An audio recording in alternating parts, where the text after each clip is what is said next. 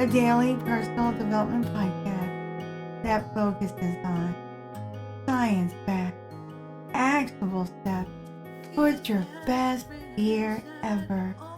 Hi, I'm Stanley, your host. Today, we're on installment number 5 of our 10-part series, Life Lessons from the Romantic Era Poets. We are now heading deeply into the second wave of the era. Allow me to explain. The first wave of Romantic era poets included William Blake, William Wordsworth, Samuel Coleridge, Percy Shelley, John Keats, and Samuel Coleridge. Percy Shelley, John Keats, and Lord Byron are part of the second wave of young romantics.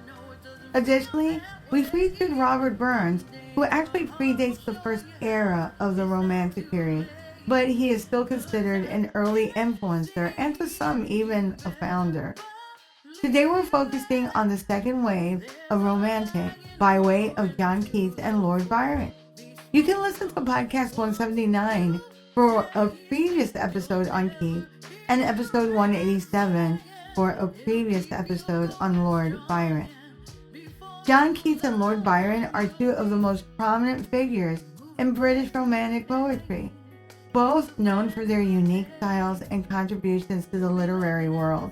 While Keats is often considered the epitome of the Romantic poet with his focus on beauty, nature, and emotions, Byron is known for his rather larger-than-life persona, his rebelliousness, and his interest in themes of heroism and passion.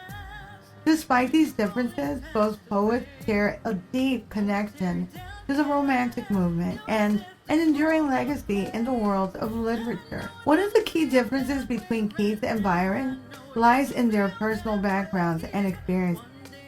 Keats came from a modest upbringing, while Byron was born into a noble and wealthy family. This difference in social status is reflected in their poetry, with Keats often exploring themes of poverty, struggle, and the transient nature of life, while Byron's work frequently focuses on themes of power, love, and rebellion. Another key difference between Keats and Byron is their approach to the natural world. Keats is well known for his celebration of the beauty and majesty of nature, often using vivid imagery to evoke a sense of wonder and awe. Byron, on the other hand, approaches nature with a more cynical and critical eye, often using it just as a backdrop for the exploration of human emotion and experience. Despite these differences, Keats and Byron both share a deep appreciation for the power of language and the importance of poetic form. Keats is known for his meticulous attention to detail. His careful crafting of each line and stanza to create a sense of unity and harmony are his hallmarks. Byron, on the other hand, is known for his bold and defiant use of language, his willingness to break traditional poetic conventions in order to create a sense of drama and intensity. In terms of themes, Keats and Byron both explore themes of love and mortality and the search for meaning in life. But Keats is often more introspective and meditative in his exploration of these themes, while Byron is more outwardly focused, using his poetry to challenge societal norms and conventions. Both poets, however, share a deep sense of passion and intensity in their work, creating poetry that is rich emotionally and profound and moving. One of the most striking similarities between Keats and Byron is their use of the poetic imagination. Both poets are known for their ability to transport readers to other worlds, to evoke a sense of wonder and enchantment through their use of language and imagery. Keats often uses the natural world as a vehicle for imagination, while Byron draws on historical and literary sources to create a sense of drama and excitement in his poetry.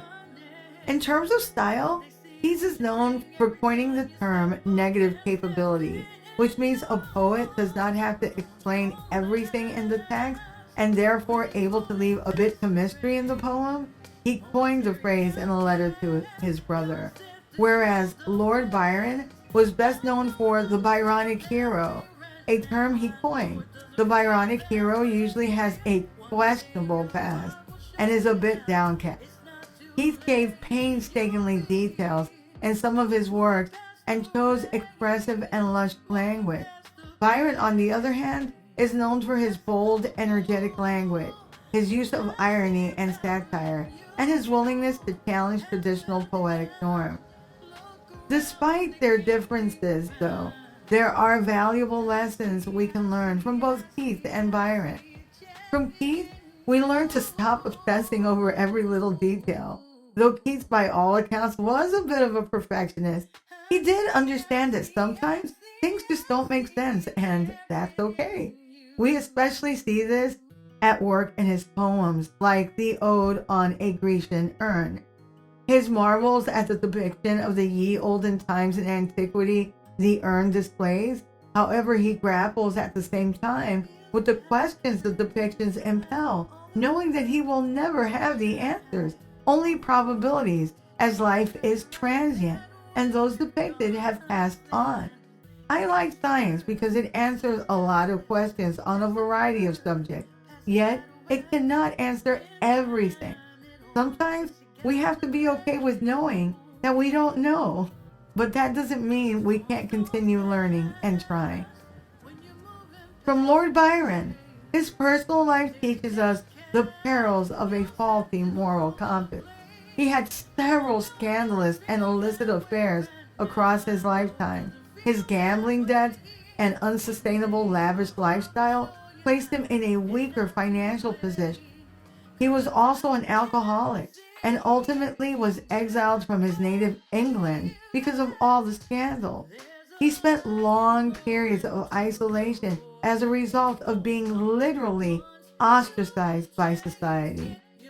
His epic piece, Don Juan, is said to be about him.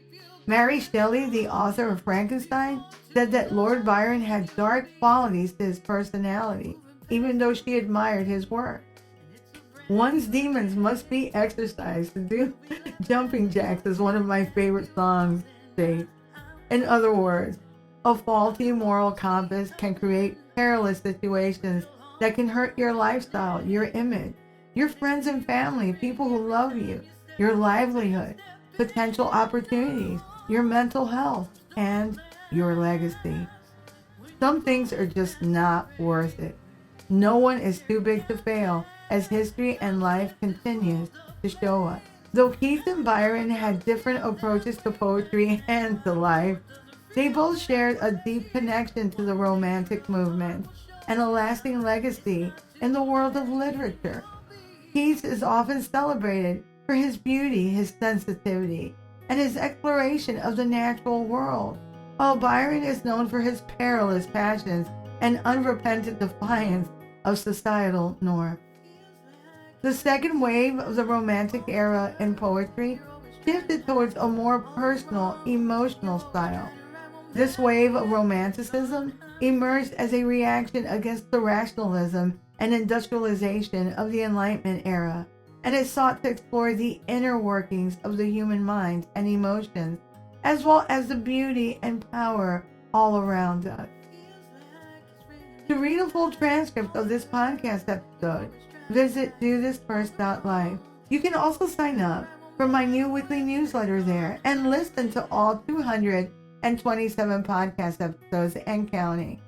My YouTube channel is at Do This First, and I'm currently at over 6,800 subscribers. Thanks to all who subscribe. Tomorrow, we'll take a look at the third wave of the Romantic era. Till tomorrow. Moving past the rain.